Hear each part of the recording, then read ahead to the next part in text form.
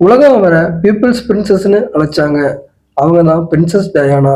அரச குடும்பத்துல திருமணம் செஞ்சு உலகின் மிக பிரபலமான பெண்ணா மாறி அதே நேரத்துல தனிமை, மனவேதனை, காதல், விவாகரத்து. இது ஒரு ராஜகுமாரியின் கதை அல்ல, ஒரு பெண்ணின் உண்மையான வாழ்க்கை கதை. அதுக்கு முன்னாடி நம்ம சேனலை சப்ஸ்கிரைப் பண்ணலாம், சப்ஸ்கிரைப் பண்ணிங்க. அப்பதான் நம்ம ஒரு இன்ட்ரெஸ்டிங்கான வீடியோ உங்களுக்கு உடனுக்குடனே வரும். ஜூலை 1, 1961 இங்கிலாந்துல டயானா பிறக்கிறாங்க. அவங்க குடும்பம் ஃபென்சர் குடும்பம். பிரிட்டிஷ் அரச குடும்பத்தோட நெருங்கிய தொடர்புடைய அரச குடும்ப மரபை சார்ந்தவங்க. அப்பா ஜான் ஃபென்சர், அம்மா பிரான்சிஸ் ஜாண்ட். டயானா 7 வயது இருக்கும் போதே அவங்க அப்பா அம்மா விவாகரத்து பண்றாங்க. தாயை விட்டு தந்தை ஜான் ஃபென்சரோட தான் வாழ்க்கையை வாழ்றாங்க டயானா. தாயை பிரிந்த டயானா மனவேதையோட இருக்காங்க. குழந்தை பருவத்தை வெகுளியாகவும் அமைதியாகவும் கனிவான குழந்தையா வளர்ந்தாங்க டயானா. கொஞ்ச நாள் வீட்டிலேயே கல்வி கற்க தொடங்குறாங்க. அதுக்கப்புறம் ரிடில்ஸ்வர்த் ஆல் ஸ்கூல்ல சேர்க்கிறாங்க. இறுதியா வெஸ்ட் ஹெல்த் கேர்ள்ஸ் ஸ்கூல்ல படிக்கிறாங்க. படிப்புல சிறந்தவர் இல்லை டயானா, ஆனா இசை, நடனம், நீச்சல் இது எல்லாத்திலையும் ஆர்வமா இருந்தாங்க.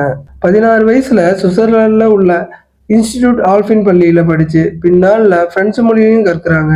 சமூக மரியாதை, நடத்தை, கலாச்சாரம் அனைத்திலும் பயிற்சி பெறுறாங்க.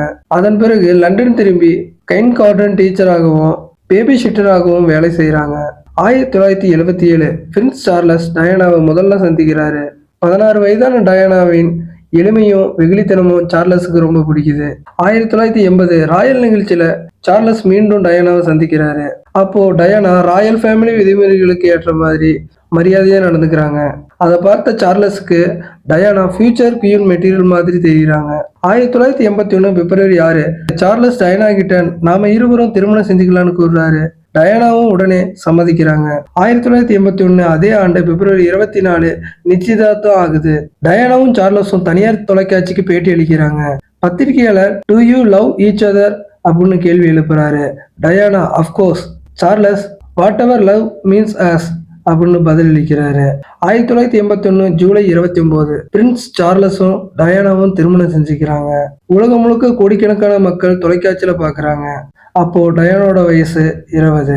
திருமண வாழ்க்கை நன்றாவே போகுது. அவங்களுக்கு 2 குழந்தைகளா வில்லியம்ஸ், ஹாரி பிறக்கிறாங்க. சார்லஸ் டயானாவை திருமணம் செய்யறதுக்கு முன்பு கேமிலா பார்க்கர் என்ற பெண்ணோட நெருக்கமா இருந்தவர்.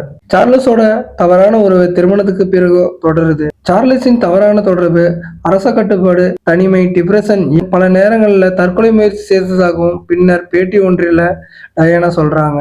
1992 இருந்து டயானாவும் சார்லஸும் தனித்தனியா வாழ்றாங்க. இறுதியா 1996 அதிகாரப்பூர்வமா விவாகரத்து பெறாங்க. அரச பட்டத்தையும் இழக்கிறாங்க டயானா.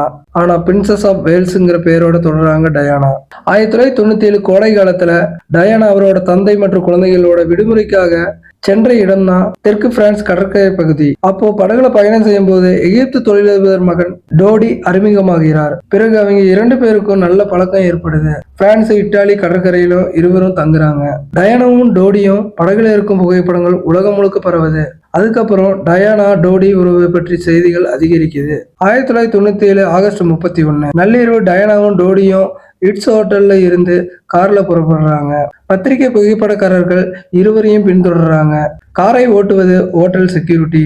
புகைப்படக்காரங்களை தவிர்ப்பதற்காக அதிவேகமாக கார் ஓட்டப்படுது. கட்டுப்பாட்டை இழந்த கார் சுரங்கத்தில் உள்ள தூண்ல மோதி நொறுங்குது. இந்த விபத்துல டோடி பயட், காரை ஓட்டி சென்ற செக்யூரிட்டி சம்பவ இடத்திலேயே உயிரிழக்கிறாங்க. டயானா உயிரோட மருத்துவமனைக்கு அழைத்து செல்றாங்க.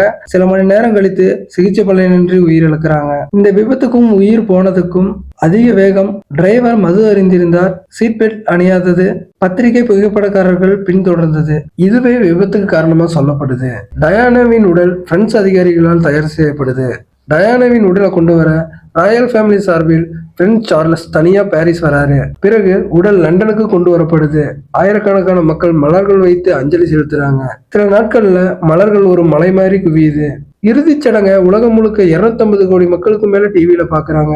10 லட்சம் மக்கள் லண்டன் தெருக்கள்ல திரண்டு அஞ்சலி செலுத்துறாங்க. டயானாவின் உடல் ஒரு கண்ணாடி மேடையில வைக்கப்பட்டு வாகனத்துல கொண்டு செல்லப்படுது. பிரின்ஸ் வில்லியம் மற்றும் பிரின்ஸ் ஹாரி தங்கள் தாயின் உடலை பின்தொடர்ந்து நடந்து உலகை கண்கலங்க வைக்கிறாங்க. அந்த நாள் ராயல் ஃபேமிலியை விட மக்கள் துயரம் அதிகமாக இருந்த நாள். டயானாவை மக்கள் உண்மையா நேசிச்சாங்க அப்படிங்கிறதுக்கு இதுவே ஒரு மிகப்பெரிய சாட்சி. அதிகாரப்பூர்வமா இது ஒரு விபத்து, ஆனா உலகம் முழுக்க இந்த மரணம் பல சந்தேகங்களா பேசப்படுது. நன்றி.